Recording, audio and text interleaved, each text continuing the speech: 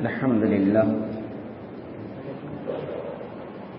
لله كفى والسلام على عباده الذين اصطفى أما بعد فقد قال الله تبارك وتعالى فأعوذ بالله من الشيطان الرجيم بسم الله الرحمن الرحيم قل لعبادي يقولوا التي هي أحسن إن الشيطان ينزغ بينهم إن الشيطان كان للإنسان عدوا مبينا وقال النبي صلى الله عليه وسلم ليس المؤمن بالطعان ولا الليان ولا الفاحش ولا البذيء أو كما قال عليه الصلاة والسلام صدق الله العظيم وصدق رسوله النبي الكريم ونحن على ذلك من الشاهدين والشاکرین والحمد للہ رب العالمین۔ بزرگوں اور دوستوں، اللہ پاک نے انسان کے بدن میں ایک چھوٹی سی چیز اللہ پاک نے ایسی رکھی ہے، اس کا سدھار پورے بدن پر اثر کرتا ہے، اس کا بگاڑ پورے بدن پر اثر کرتا ہے۔ سرکار دو عالم صلی اللہ علیہ وسلم کی ایک حدیث کا مفہوم ہے، نبی علیہ السلام نے فرمایا اگر تم جنت میں جانا چاہتے ہو تو دو چیزوں کی حفاظت کر لو۔ اگر تم جنت میں جانا چاہتے ہو تو دو چیزوں کی حفاظت کر لو۔ فرمایا ایک اس چیز کی حفاظت کرو جو دو رانوں کے بیچ میں ہے، ایک اس چیز کی حفاظت کرو جو دو رانوں کے بیچ میں ہے، جس کو شرمگاہ کہتے ہیں۔ پھر نبی علیہ السلام نے فرمایا ایک اس چیز کی حفاظت کرو جو دو جبڑوں کے بیچ میں ہے، جس کو زبان کہتے ہیں۔ نبی علیہ السلام نے کیا فرمایا؟ جس نے اپنے شرمگاہ کی حفاظت کیا اور جس نے اپنی زبان کی حفاظت کیا اس کے جنت پہ جانے میں کوئی شک نہیں۔ انسان کی پوری زندگی تباہ اور برباد ہوتی ہے انہی دونوں راستوں سے۔ زبان کے بول سے انسان برباد ہوتا ہے، یا اپنے خواہشات نفسانیہ کو غلط جگہ پہ پورا کرنے سے انسان برباد ہوتا ہے۔ نبی علیہ السلام نے فرمایا کہ انسان اپنی زبان کی حفاظت کرے، کیونکہ زبان ہی ہے جو انسان کو جنت میں بھی لے جا سکتی ہے، زبان ہی ہے جو انسان کو دوزخ میں بھی لے جا سکتی ہے۔ زبان سے نکلنے والا ایک لفظ، زبان سے نکلنے والا ایک کلمہ لا الہ الا اللہ ہمیشہ کی دوزخ سے بچا سکتا ہے۔ زبان سے نکلنے والا ایک جملہ اللہ کی ذات کا انکار ہمیشہ کے لیے دوزخ میں ڈال سکتا ہے۔ کسی نے زبان سے کلمے کا اقرار کر لیا دل کی تصدیق کے ساتھ، وہ ایمان کے دائرے میں داخل ہو گیا۔ کسی نے اپنے زبان سے اللہ کا انکار کر لیا، وہ کفر میں داخل ہو گئے۔ زبان ہی کا تو بول ہے جو زندگی بھر کی شریک حیات کو ایک ہی جملے سے ہمیشہ کے لیے نکاح سے نکال سکتا ہے۔ جس زبان سے اس نے قبول کیا کہا تھا، ایک اجنبی عورت اس کے نکاح میں آ کر سب سے زیادہ قریب ہو گئی تھی، اور اس سے اتنا زیادہ قریب ہو گیا تھا ایک ہی جملے کی وجہ سے قبول کیا۔ ایک ہی زبان کا جملہ ہے طلاق، اس کے نکلنے سے وہ شریک حیات جو اس کی زندگی میں سب سے زیادہ قریب تھی سب سے زیادہ دور ہو گئی۔ تیر کا نشان، تیر کا گھاؤ، تلوار کا زخم بھر سکتا ہے علاج کرانے سے، زبان سے اگر کسی کو تکلیف پہنچائی ہے وہ گھاؤ کبھی بھر نہیں سکتا۔ زبان کا کوئی ایسا جملہ نکال دیا، سامنے والے کا دل توڑ دیا اور دل اس کا ٹوٹ گیا، دوبارہ اس کے دل کے اندر پہلے والا اعتماد حاصل کرنا چاہو تو کبھی نہیں کر سکتے۔ شوہر نے ایسا جملہ بیوی کے لیے کہہ دیا، وہ دل کے اندر اتر گیا، چاہے کتنا بھی پیار کرے کبھی کبھی عورت کو وہ جملہ یاد آتا رہے گا، اور زندگی بھر اس جملے کے بارے میں عورت اپنے شوہر کو تانے دیتے رہے۔ ساس کا جملہ جو بہو کے لیے ایک دم سخت جملہ جو نکلا ہے وہ بہو اپنے دل سے کبھی اس جملے کو نہیں نکال سکتی. بہو کی بدزبانی جو ساس کے لیے استعمال ہوئی ہے، ساس کو جو زخم پہنچا ہے وہ زخم کبھی بھرنا چاہے تو نہیں بھر سکتے. ہاں، زبان تو معمولی مت سمجھو، دو جبڑوں کے بیچ میں رہتی ہے، بڑی کمالی ہوتی ہے. اسی زبان نے ہزاروں گھروں کو آباد کر دیا ہے، اسی زبان نے ہزاروں گھر کو ویران کر دیا ہے. اسی زبان کی وجہ سے لاکھوں لوگ جنت میں جا چکے ہیں، اسی زبان کی وجہ سے لاکھوں لوگ دوزخ میں جا چکے ہیں. اسی زبان نے نبی علیہ الصلوۃ والسلام کو اذیت پہنچانے والوں کو جہنم کے نچلے طبقے میں ڈال دیا. اسی زبان نے نبی علیہ السلام کی تائید کرنے والوں کو جنت کے اعلیٰ مقام تک پہنچایا. یہی تو زبان ہے. دیکھنے کو بڑی چھوٹی سی ہے، بڑی کمالی ہے. دو جبڑوں کے بیچ میں یہ زبان اتنی کمالی ہے جس کی وجہ سے پورے دنیا کے اندر توڑ ہو رہا ہے اور پوری دنیا میں جوڑ ہو رہا ہے. یہی زبان کے جملے ہیں جو سوشل میڈیا پر بھونکنے والے اور سوشل میڈیا کے کتے جو بھونک بھونک کے روزانہ نفرتوں کے بیج بو رہے ہیں، یہی زبان کے جملوں کی وجہ سے. اسی زبان سے نکلنے والے میٹھے موٹے جملے جو انسانوں کے دلوں کو جیتنے کے لیے کافی ہیں. اسی زبان نے کتنی برادران وطن کے دلوں میں مسلمانوں کی نفرت کو ڈال دیا ہے. اسی زبان نے کتنے برادران وطن کے دلوں میں محبت کو ڈال دیا ہے. آج پورے دنیا کے اندر جو نفرتوں کا بازار گرم ہے اس کے پیچھے یہی زبان کی کارستانی ہے. اسی زبان نے انسان کو کہاں سے کہاں تک پہنچایا. آئیے حدیث اور قرآن کی روشنی کے اندر ہم اس زبان کے بارے میں اللہ کیا فرماتے ہیں اس کو ہم سنتے چلیں. اللہ تبارک و تعالیٰ نے قرآن مقدس کے اندر فرمایا، قل لعبادی، اے سرکار اے محمد اپنے بندوں سے کہہ دو، یقول التی ہی احسن، اپنے زبان سے اچھی بات کہا کرو، اپنے زبان سے اچھی بات کہا کرو. ان الشیطان ینزغ بینہم، زبان کی وجہ سے شیطان تمہارے دلوں میں پھوٹ ڈالتا ہے. زبان کی وجہ سے شیطان تمہارے دلوں میں پھوٹ ڈالتا ہے. ان الشیطان کان للانسان عدوا مبینا، اور شیطان انسان کا کھلا دشمن ہے. اس قرآن میں اللہ تعالیٰ نے کیا فرمایا؟ اے اللہ کے اے میرے پیغمبر اپنے امتیوں سے کہہ دیجیے کہ وہ اپنی زبان کا استعمال صحیح کریں. اگر وہ اپنی زبان کا استعمال صحیح کریں گے تو کامیاب ہو جائیں گے. اللہ نے وجہ بتائی کہ وہ زبان کا غلط استعمال کرانے پہ انہیں شیطان مجبور کرتا ہے، کیونکہ شیطان انسانوں کے دلوں میں نفرتیں ڈالتا ہے اور شیطان کی وجہ سے انسانوں کے دلوں میں نفرت آتی ہے. اور شیطان انسان کا کھلا دشمن، جس کی دشمنی کا اعلان اللہ نے کر دیا. اور اللہ نے فرمایا شیطان سے بدترین دشمن تمہارا کوئی نہیں، شیطان سے زیادہ خطرناک دشمن تمہارا کوئی نہیں. اگر تم نے شیطان کی باتوں کو مان کر اپنے دلوں میں تفرقہ ڈالا، اپنے دلوں میں اختلاف ڈالا، تو سمجھ لو کہ تم اپنے آپ کو ناکام کر رہے ہو. یہ قرآن کی آیت میں اللہ تعالیٰ نے زبان کے استعمال کے متعلق فرمایا. سرکار دو عالم صلی اللہ علیہ وسلم کی حدیثوں سے زبان کے استعمال کے بارے میں ہمیں کیا پیغام ملتا ہے؟ اللہ کے رسول فرماتے ہیں المسلم من سلم المسلمون من لسانه ويده، المسلم من سلم المسلمون من لسانه ويده. مسلمان وہ ہے، اللہ کے رسول فرما رہے ہیں مسلمان وہ ہے جس کی زبان اور جس کے ہاتھوں سے دوسرے مسلمان محفوظ رہے. کس کو کہا سرکار نے مسلمان؟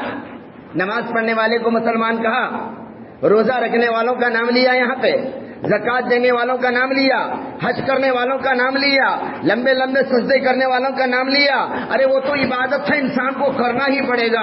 لیکن مسلمان ہونے کا سرٹیفکیٹ اگر کسی کو سرکار نے دیا ہے، مسلمان ہونے کا ایوارڈ اگر کسی کو سرکار نے دیا ہے، مسلمان ہونے کا تمغہ اگر سرکار نے کسی کو دیا ہے، تو فرمایا مسلمان تو وہ ہے جس کی زبان اور جس کے ہاتھوں سے دوسرے مسلمان محفوظ رہے. ایک مسلمان ہے جو نماز پڑھتا ہے، عبادت کرتا ہے، اعمال کرتا ہے، تہجد گزار ہے، تسبیحات کا پابند ہے، مسجد کا کھوٹا ہے، اشراق نہیں چھوڑتا، چاشت نہیں چھوڑتا، اوابین نہیں چھوڑتا، ہر وقت تلاوت قرآن میں رہتا ہے، لیکن اس مسلمان کے زبان سے دوسرے مقتدی ناراض ہیں، اس مسلمان کی زبان سے امام ناراض ہے، اس مسلمان کی زبان سے مسجد کی کمیٹی ناراض ہے، اس مسلمان کی زبان سے دوسرے لوگ ناراض ہیں، اس کی تہجد، اس کا اشراق، اس کی چاٹ، اس کی اوابین، اس کی عبادت، اس کے زبان کے غلط استعمال کی وجہ سے اللہ اس کے منہ پہ مار دے۔ من سلم المسلمون من لسانی ویدہ، عبادت تو بہت کر رہا ہے لیکن زبان غلط استعمال کر رہا ہے، اور زبان کے غلط استعمال کی وجہ سے بیوی اس کی پریشان ہے، بچے اس کے پریشان ہیں۔ اکثر ہم لوگ جب میاں بیوی کے طلاق مسئلے کو جوڑنے کے لیے بیٹھتے ہیں تو بیوی کہتی ہے کہ مولانا یہ تو بہت تہجد گزار ہیں، جماعتوں میں جاتے ہیں، بڑے نیک ہیں، اور انہوں نے داڑھی بھی اچھی رکھی ہے، صافہ بھی انہوں نے پہنا ہے، دیکھنے کے اعتبار سے تو ایسے لگتے ہیں، آپ کو میں جو بولوں گی یقین نہیں آتا کہ کیا ہے، ان کے پاس تو سب کچھ ظاہر میں سب کچھ ہے، لیکن مولانا ان کی زبان بڑی گندی ہے، ان کی زبان بڑی ہلکی ہے، اتنے گندے الفاظ بولتے ہیں، جھگڑے کے موقع پر اتنی گالیاں بکتے ہیں، اور ایسا دل دکھاتے ہیں، ایسا دل توڑتے ہیں کہ یہ اپنی سنتوں سے سجے ہوئے ہیں لیکن زبان ان کی گندی ہے۔ کیا سرکار نے ایسے مسلمان کو مسلمان کہا؟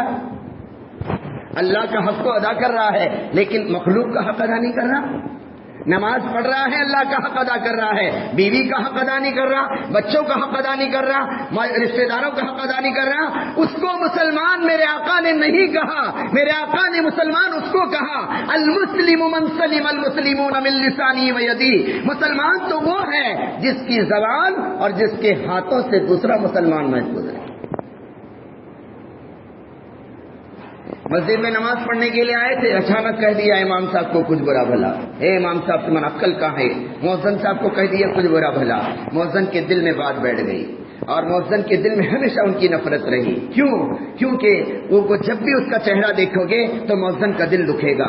مؤذن کام کر رہا ہے، اچھی بات ہے، تم اس سے کام کرانا چاہتے ہو، کچھ بولنا چاہتے ہو تو اچھے الفاظ بھی کہہ سکتے ہو، اچھے الفاظ سے بھی بول سکتے ہو، اور ان کے سامنے درخواست بھی رکھ سکتے ہو۔ زبان غلط استعمال کرنے کی وجہ سے کسی کے دل کو ٹھیس پہنچتی ہے، پتہ نہیں کہ وہ ٹھیس ہماری زندگی کو کہاں سے کہاں پہنچا سکتی۔ اسی لیے تو سرکار نے عبادت کرنے والے کو مسلمان نہیں کہا، اللہ کے رسول نے زبان کا صحیح استعمال کرنے والے کو مسلمان کہا۔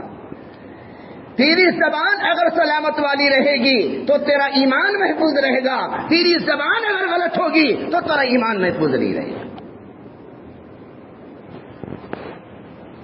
آگے کی حدیث میں اللہ نے فرمایا لیس المؤمن بالطعان ولا اللعان ولا الفاحش ولا البذی، مومن تانا زن نہیں ہوتا، تانا دینے والا نہیں ہوتا، توڑ کو ٹکڑے کرنے والا نہیں ہوتا۔ میرے آقا نے فرمایا یہ مومن کی شان نہیں ہے کہ سامنے والے کو توڑ کے ٹکڑے کرے، تانا دینے والا نہیں ہوتا، اور مومن ملامت کرنے والا نہیں ہوتا، اور مومن بے حیا نہیں ہوتا، اور مومن بد زبان نہیں ہوتا۔ اس حدیث میں 4 باتیں فرمائی میرے نبی۔ کتنی باتیں فرمائی؟ 4 باتیں۔ مومن وہ آدمی ہو ہی نہیں سکتا، مومن کا معنی پکا مسلمان، مومن وہ آدمی ہو نہیں سکتا جس کے اندر 4 خامیاں ہو۔ اللہ کے رسول نے 4 باتوں کی طرف اشارہ کر کے فرمایا، جو تانا دینے والا، دانا دینے کا مطلب تانا میں سمجھ میں آ رہے ہو؟ ہاں، عام طور پہ تانا دینے میں عورتیں بڑے ماہر ہیں۔ بہو کی کیا غلطی نظر آئی تو شروع ہو گیا تانا دینے کا، تیرے باپ یہ سکھایا کیا، تیری اماں یہ سکھا کو بھیجی کیا، تجھے کیا آتا ہے، تجھے کچھ آتا نہیں، تو یوں کرتی ہے تو ہوں کرتی ہے، اسے کہتے تانے۔ تانا دینا، مرد بھی تانا دینے والے ہیں، عورتیں بھی تانا دینے والے ہیں۔ اللہ کے رسول نے فرمایا وہ اپنے آپ کو مومن نہ کہے اور وہ مومن اپنے آپ کو شمار نہ کرے جس کے اندر تانا دینے کی عادت ہے۔ بیٹی غلطی کر رہی ہے تو اماں کو تانے دیے جا رہے ہیں، اماں کا کیا قصور ہے؟ 9 مہینے پیٹ میں رکھ کے جن کر پال پوس کے بڑی کر کے تمہارے ساتھ شادی کرنا، یہی ماں باپ کا قصور ہے نا؟ یہی ماں باپ کی غلطی ہے، بیٹی کو پروان چڑھایا اور تمہارے جیسے جاہل کی نکاح میں دے دیا، تمہارے جیسے بیوقوف کی نکاح میں دے دیا. ہاں گویا دنیا ہی میں اس بچے کو کنویں میں ڈال دیا. تانا دینے والا مرد، تانا دینے والی عورت. سرکار نے فرمایا مومن کبھی تانا دینے والا نہیں ہو سکتا، اور مومن ملامت کرنے والا نہیں ہوتا. ملامت کرنا، بد دعائیں کرنا، کوسنا، بوٹا توڑنا، ایسا کرنا، ڈاٹا کھانا، تیرا حصہ ہو، تیرا ستیہ ناش ہو، تیرا ناش ہو، تو کیا کرے، تو وہ کرے، یہ سب ملامت کہتے ہیں. مومن ملامت کرنے والا نہیں ہوتا، مومن تانا دینے والا نہیں ہوتا.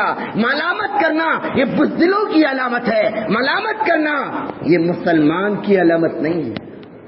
کوسنا ہے نا، کیا بھی کچھ گھر میں ہوا تو عورتیں کوسنا شروع کرتے ہیں، بد دعائیں دینا شروع کرتے ہیں، اور انہی کی بد دعاؤں کا نتیجہ ہوتا ہے کہ جب مصیبت بڑی آتی ہے تو روتے بیٹھتے ہیں اور سوچتے نہیں کہ یہ مصیبت کیوں آئی ہے. ماں بیٹے کو غصے میں بولتی ہے تیرا ناس ہو. کیا بولتی ہے؟ تیرا ناس ہو. ناس کا معنی کیا؟ ناس کا معنی تو مٹی میں مل جائے. اب ماں نے غصے میں کہہ دیا تیرا ناس ہو، اور بیٹے کو کچھ تکلیف پہنچی تو رو رہی کون؟ ماں نے کہا. ماں رو رہی ہے، اور حالانکہ یہ ماں ہی کی ملامت تھی جو بیٹے کی غلطی پر ماں نے دیا تھا. غصے میں آ کر باپ نے کہہ دیا حرام خور. اب میرے پر اکشر نکالو، مولانا مسجد بیٹھ کو گالیاں دیا کرو. ہاں مسجد میں بیٹھ کر، یہ گالی نہیں ہے، یہ لفظ گالی نہیں ہے. حرام خور کا معنی حرام کھانے والا، خور کا معنی کھانا، حرام کا معنی حرام. حرام خور کا معنی حرام کا کھانے والا. باپ نے اپنے بیٹے کو کہہ دیا، کسی کو گالی دے دیا. اب بتاؤ یہ گالی ہو گئی آج کے زمانے کے اندر، لیکن گویا اس نے بد دعا دے رہا ہے کہ تو حرام کا کھا رہا ہے. اب وہ بیٹا حرام کا کھا رہا ہے تو کس کی بد دعا کی وجہ سے کھا رہا ہے؟ باپ کی بد دعا کی وجہ سے کھا رہا ہے نا، بابی کی بد دعا کی وجہ سے کھا رہا ہے. یہ چیز زبان سے جو جملے نکالے جاتے ہیں اور گالی کو گالی سمجھ کے نکالے جاتے ہیں، بعض ایسے بد دعا کے جملے ہوتے ہیں جس کو انسان گالی سمجھ کے دیتا ہے، حالانکہ وہ بد دعا ہے، وہ گالی نہیں ہے. گالی کا معنی کسی کو تکلیف پہنچانا، گالی کا معنی کسی کو تکلیف پہنچانا. اور بعض جملے ایسے ہوتے ہیں جو انسان کو بد دعا کے لیے استعمال ہوتے ہیں. ابھی اس سے اوپر نہیں بول سکتا میں، مولانا 26 گالیاں دیے کر کے بولیں گے، بعد میں آ کے پوچھ لو مجھے. چند گالیاں جو ہے نا ان کے مطلب کیا ہے، ان کا ترجمہ کیا ہے، یہ تو میں نے بتایا. اب اس کا معنی کیا ہے، اب اس کے اوپر کی بھی چند ہیں جو بد دعا کے لیے استعمال ہوتے ہیں، اور یہ بد دعا سامنے والے کو اگر لگ رہی ہے تو اس کی زندگی برباد ہو. تو اس کے لیے زبان کا استعمال صحیح ہونی چاہیے. مومن کبھی ملامت کرنے والا نہیں ہوتا، مومن کبھی تانا دینے والا نہیں ہوتا. اور تیسری بات اللہ کے رسول نے کیا فرمائی، مومن کبھی بے حیا نہیں ہوتا. بے حیا، آج ہم سب بے حیا بنے ہوئے، ہماری شرم کی دھجیاں ہم نے اڑائی ہے. عورت تو بے حیا ہو ہی گئی ہے، لڑکیاں بے حیا ہو کر اپنے کپڑے تو ایسے بنا لیے ہیں کہ ان کو دیکھ کر مردوں کو پردہ کرنا پڑ رہا ہے. مرد بھی بے حیا، عورت بھی بے حیا. سرکار نے فرمایا اب تیرے اندر سے حیا نکل جائے تو دو چاہے کر. حیا ایمان کا شعبہ ہے. الحیاء شعبۃ من ایمان، شعبۃ من الایمان. ایمان کا شعبہ حیا ہے. اگر تیرے اندر سے حیا نکل گئی تو جو چاہے کر، تجھے کوئی پوچھنے والا نہیں. آج بے حیا ہو گیا ہے مسلمان، اس کے اندر کی شرم نکل گئی ہے، اس کے اندر کی حیا نکل گئی ہے. چوتھی خرابی اللہ کے رسول نے کیا فرمایا، بد زبان، چاہے مرد ہو چاہے عورت. اللہ کے رسول نے فرمایا لیس المومن، وہ مومن نہیں ہو سکتا جو بد زبان ہے، وہ مومن نہیں ہو سکتا جو بے حیا ہے، وہ مومن نہیں ہو سکتا جو زبان دراز ہے، وہ مومن نہیں ہو سکتا جو تانا دینے والا ہے. یہ چار خصلتیں جس کے اندر پائی جائیں گی وہ مومن ہرگز نہیں ہو سکتا. اسے اپنے آپ کو ایمان والا کہنے کا کوئی حق نہیں ہوگا، وہ مومن نہیں ہو سکتا. نبی علیہ السلام نے. اب بتائیے ہمارا ایمان کہاں چلا گیا، ہم اتنے دور کیوں جا رہے ہیں. پھر نبی علیہ السلام نے ایک چھوٹی حدیث فرمائی، کسی بندے کا ایمان اس وقت تک سلامت نہیں رہ سکتا جب تک کہ اس کا دل سلامت نہ ہو. کسی بندے کا ایمان اس وقت تک سلامت نہیں رہ سکتا جب تک کہ اس کا دل سلامت نہ ہو، اور نبی نے فرمایا اور کسی بندے کا دل اس وقت تک سلامت نہیں رہ سکتا جب تک اس کی زبان سلامت نہ ہو۔ کیا پتا چلا؟ زبان سلامت رہے گی تو دل سلامت رہے گا، دل سلامت رہے گا تو ایمان سلامت رہے گا۔ حدیث دیکھو، غور کرو، کسی بندے کا ایمان اس وقت تک سلامت نہیں رہ سکتا جب تک کہ تمہارا دل سلامت نہ ہو، اور تمہارا دل اس وقت تک سلامت نہیں رہ سکتا جب تک تمہاری زبان سلامت والی نہ ہو۔ زبان کی سلامتی دل کی سلامتی ہے، اور دل کی سلامتی ایمان کی سلامتی۔ زبان سے کہہ دیا طلاق طلاق طلاق، پھر روتے بیٹھا ہے، پھر آیا قاضی صاحب کے پاس مولانا کے پاس، مولانا بہت ٹینشن میں تاجی، غصے میں دیا، کیا تو رستہ نکلتا گیا۔ دیکھو ایک آدمی آیا میرے پاس اور کہا مولانا غصے میں دیا جی۔ میں بولا پیار سے کون بھی طلاق دیا آج تک؟ ایسا ایک آدمی لا کو بتا مجھے جو پیار سے ہنستے کھیلتے طلاق دیا۔ سب طلاق تو غصے میں دی جاتی ہے۔ جب تیری زبان کنٹرول میں نہیں ہے تو تیری زندگی کہاں سے کنٹرول میں رہے گی؟ تو نے حدود کو پار کر دیا، جو کام کرنا تھا وہ کام تو نے نہیں کیا، جو نہیں کرنا تھا تو نے کیا، گویا تو نے اسلام کے حدود کو پھلانگ لگا دیا۔ زبان کا استعمال، نبی علیہ الصلوۃ والسلام نے ایک 5ویں حدیث میں فرمایا من حسن الاسلام المرء ترک ما لا یعنی، آدمی کے اسلام کی خوبی یہ ہے، میرے اسلام کی خوبی کہ میں مسلمان ہوں، میرے اسلام کی خوبی ہے کہ میں لایانی باتوں سے پرہیز کروں۔ کیسی باتوں سے پرہیز کروں؟ لایانی باتوں سے۔ کچھ باتیں ایسی ہوتی ہیں جس کا نہ دنیا کا فائدہ ہے نہ آخرت کا فائدہ ہے، اور وہ لایانی باتیں کرنے کا اپنا بڑا شوق ہے۔ بعض لوگ عبادت کرتے نہیں، وہ الگ گنہگار ہیں۔ بعض لوگ عبادت کرتے ہی مسجد کے گیٹ کے باہر گئے تک اسے بچا لیتے نہیں، باہر گئے تک بچا لیتے نہیں، یہاں پڑھے نماز ہے یہاں چھوڑ کو جاتے ہیں اسے۔ انہوں ایک طبقہ امت کا وہ ہے جو عبادت کرتا نہیں، اور امت کا ایک طبقہ وہ ہے جو نماز پڑھ کو گیٹ کے باہر لے کو جاتا نہیں نماز کو، وہ گھر میں کیا برکت لے کر جائے گا؟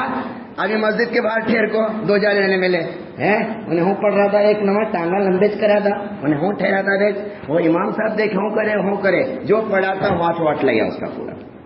اب گھر کو جا رہا خالی ہاتھ، کیا لایا تھا؟ کچھ بھی نہیں، کیسا گیا تھا ویسا آیا، کیونکہ یہاں نماز پڑھا اور وہاں پہ باہر غیبت کر کے نماز کے ثواب کو ضائع کر دیا۔ بعض لوگوں کو اس وقت تک کھانا ہضم نہیں ہوتا جب تک کہ وہ کسی ساتھی کی، کسی مقتدی کی، کیا امام صاحب کی یا مؤذن صاحب کی جب تک غیبت نہ کرے اور برا بلا نہ کرے، ان کو نہ کھانا ہضم ہوتا ہے نہ ان کو نیند اچھی آتی ہے۔ کٹے پہ بیٹھ کو غیبت، وہاں ٹھہر کو غیبت، وہ کھوٹ پر ٹھہر کو غیبت، ادھر ٹھہر کو غیبت۔ میرے نبی نے فرمایا کیا فرمایا؟ من حسن اسلام المرء، آدمی کے اسلام کی خوبی یہ ہے من ترک ما لا یعنی، وہ ما لا یعنی باتوں سے پرہیز کرے۔ یا تو زبان سے ذکر والی بات کرے، اللہ کو راضی کرنے والی بات کرے، یا تو زبان سے دنیا جس سے اس کا دنیا کا فائدہ ہو رہا ہے وہ بات کرے۔ بزنس کی بات، کاروبار کی بات، تجارت کی بات، دھندے کی بات، ایجوکیشن کی بات کرنا، وہ تیرے دنیا کو فائدہ پہنچ رہا ہے یا تو آخرت کو فائدہ پہنچے۔ جس کام سے، جس بول سے نہ تیری دنیا کو فائدہ پہنچے نہ تیری آخرت کو فائدہ پہنچے، اس زبان اس بول سے نہ تیری آخرت بنے گی نہ تیری دنیا۔ یہ سب چیزیں ہمارے اندر جو پیدا ہو رہی ہیں اس کی بنیادی وجہ کیا؟ بات ختم کر رہا ہوں۔ اس کی سب سے بڑی بنیادی وجہ ہمارے دل پھٹے ہوئے۔ کیا پھٹے ہوئے؟ دل پھٹے ہوئے۔ جب آدمی کا دل پھٹتا ہے تو زبان غلط استعمال ہوتی ہے۔ اب جب آدمی کا دل پھٹا ہوا نہیں رہے گا تو وہ کبھی زبان سے غلط بول نہیں لائے گا۔ میرے بارے میں وہی آدمی برا بھلا کہے گا جس کا دل میرے بارے میں پھٹا ہوا ہے۔ میں کسی کے بارے میں برا بھلا اسی وقت کہوں گا جب اس کے بارے میں میرا دل پھٹا ہوا ہے۔ میری برائی وہی کرے گا جس کے دل میں میرے بارے میں پھٹن ہے نا۔ اور دل کا پھٹن کی بنیادی وجہ مسجدوں کی صفوں کا تیری رہنا ہے۔ نبی علیہ الصلوۃ والسلام نے فرمایا استووا الصفوف، اپنے صفوں کو درست کیا کرو نماز میں۔ اگر تمہاری صفیں نماز میں درست نہیں ہوں گی تمہارے دل ٹیڑے ہو جائیں گے اور تمہارے دلوں میں اختلاف اور انتشار ہو جائے گا۔ جب سے کورونا کی بیماری آ کر گئی ہے جب سے کورونا کی بیماری آ کر گئی ہے تب سے مسجدوں کی صفیں بالکل ٹیڑھی تو کیا، مسجدوں کے اندر نماز پڑھنے کا ڈھنگ اور طریقہ بھی ختم ہو گیا ہے۔ اکثر صفوں کے اندر ایک مقتدی کا کندھا دوسرے کندھے سے ملا ہوا نہیں ہوتا، وہ کورونا میں عادت پڑی ہے، وہ گیپ چھوڑنے کی، گیپ چھوڑنے کی جو کورونا میں عادت پڑی ہے نا، اسی کو فالو کر رہے ہیں۔ سرکار نے فرمایا تمہارا کندھا بازو والے کے کندھے سے ملا ہوا ہے تو تمہاری نماز ٹھیک ہے، تمہارا کندھا بازو والے کے کندھے سے ملا ہوا نہیں ہے تو یہ تمہاری نماز درست نہیں ہے، میرے آقا نے فرمایا۔ ہاں، وہ کورونا کے موقع پر ایمرجنسی وارڈ میں تھے ہم لوگ، اس وقت شریعت کا حکم بدل گیا تھا، ایمرجنسی کے لیے ہم کو کھلا رہنے کی اجازت دی گئی تھی، تب سے لے کر آج تک اللہ کے رسول نے فرمایا پہلی صف میں جگہ باقی ہے تو دوسری صف میں نماز پڑھنے والے کی نماز نہیں ہوتی۔ پہلی صف میں جگہ باقی ہے، ادھر بھی جگہ باقی ہے ادھر بھی جگہ باقی ہے، اور یہاں کو رکعت باندھ لیا ہے، نماز نہیں ہوتی اس کی۔ یہاں تک فرمایا کہ اگر پہلی صف میں پوری پیاک ہے اور دوسری صف میں اخلاص ہے، اور دیکھو وضو کٹے پہ کون وضو کر رہے کیا، اگر وضو کٹے پہ کوئی وضو نہیں کر رہا ہے تو آخری پہلی صف میں سے آخری کے ایک آدمی کو پیچھے لے لے، اکیلا ٹھہر کے نماز پڑھے گا تو اس کی نماز نہیں ہوتی۔ ہمارے اکثر صفیں جو ہے نمرا مسجد کی میں دیکھتا ہوں کہ پہلی صف میں ابھی 4 ساتھی کھڑے ہو سکتے ہیں اور ساتھی دوسرے صف میں رکعت باندھ رہے ہیں، کیونکہ کھلا کھلا ٹھہرے ہیں، انہیں کیا تو لگتا ہے گھر کو، اس کے کندھا میں ملایا انہیں مجھے کیا تو ریئیکشن ہوتا ہے گھر کو، اس کا کندھا بھی کھلا اس کا کندھا بھی کھلا، بیچ میں ٹھہرا ہے، بیچ میں کھڑا ہے، نہ اس کے کندھے سے ملا ہوا اس کا کندھا نہ اس کے کندھے سے ملا ہوا۔ یہ کہاں کی بیماری آ گئی ہمارے اندر کورونا سے؟ اور جب تک پہلی صف پوری نہیں ہوتی دوسری صف ہماری، یہ دل اللہ کے رسول ایک مرتبہ اقامت ہو گئی، اقامت ہونے کے بعد اچانک گھوم گئے، نبی علیہ السلام نے دیکھا ایک آدمی کا سینہ باہر نکلا ہوا تھا، نبی علیہ السلام نے غصے سے کہا اپنے سینے کو اندر لے لو، نماز تمہاری نہیں ہوگی، تمہارے دلوں میں پھٹن ہوگی اگر تم ایسا کرو گے۔ سب کیسے درست کرنا، سب سامنے سے درست نہیں کرنا، پیچھے سے درست کرنا۔ ہم لوگ سب کہاں سے درست کرتے معلوم؟ اگے کے پنجے کو دیکھتے ہیں برابر ہیں کیسے، ارے میرے پاؤں لمبے ہی بازو والے کے پاؤں گرڈے ہیں، تو پنجوں سے درست کرے تو اگے پیچھے ہوئے کہ نہیں؟ ہاں، ایک کے پاؤں لمبے ہوتے ہیں ایک کے پاؤں شارٹ ہوتے ہیں۔ سرکار نے فرمایا ایڑیوں سے سب درست کرو، دیکھو کہ میری ایڑیاں بازو والے کی ایڑیاں کے برابر ہیں کہ نہیں، پاؤں آگے پیچھے ہو جائے چلے گا، پاؤں آگے پیچھے ہو جائے چلے گا۔ اب تم نے سیدھا کیا، ایک آدمی کا پیٹ ہے، اب وہ پیٹ باہر کی نکلا، بولے تو ارے پیٹ باہر نکلنے والا ہے تو پیچھے سے سب درست کر لیں۔